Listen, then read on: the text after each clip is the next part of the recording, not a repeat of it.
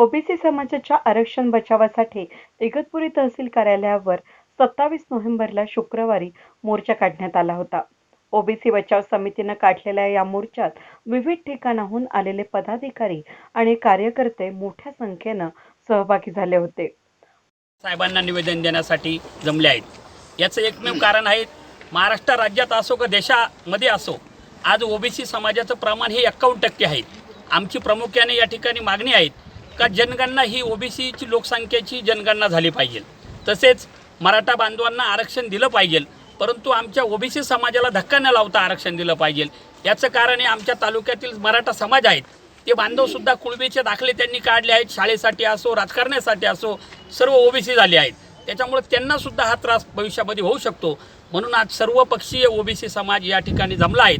आम्ही सरकारला या ठिकाणी विनंती करतो का आमच्या कोणत्या ओबीसीला आरक्षणाला धक्का लावला तर आमच्या सगळ्या पदाधिकाऱ्यांनी त्यांना आव्हान केलं आहे का भविष्यामध्ये काय परिणाम घडतील हे बोलण्यापेक्षा कृतीमध्ये घडतील.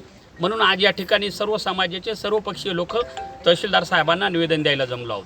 आज ओबीसी मोर्चा प्रत्येक तालुका वाईज चालू आहे. संपूर्ण राज्यात आणि जिल्ह्यात मराठा समाजाला आरक्षण मिळावं ही प्रामुख्याने ओबीसी समाजाची पहिल्यापासून मागणी आहे. पण ओबीसी समाजाला कुठलाही धक्का न लागता मराठा समाजाला आरक्षण देण्यात यावं.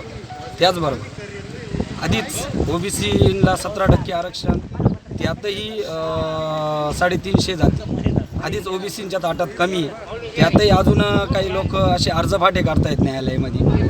माननीय सर्वोच्च न्यायालयात ओबीसींची बाजू मांडण्यासाठी सरकारने तज्ज्ञ वकिलांची टीम उभी करावी, जेणेकरून ओबीसींची बाजू न्यायालयात मांडता येईल आणि आपल्या ओबीसी बांधवांना ओबीसी आरक्षणाला धक्का न लागता मराठा समाजाला आरक्षण देण्यात यावं. त्याचबरोबर संपूर्ण भारतात आणि महाराष्ट्रात ओबीसीची जनगणना करण्यात यावी, जेणेकरून ओबीसींची आकडेवारी ही शासनाला खरी कळेल का किती ओबीसी हा राज्यात आणि देशामध्ये आहे. बस एवढंच बोलतो. वैद न्यूजसाठी व्हिडिओ जर्नलिस्ट स्वप्नील पुरोहित, इगतपुरी.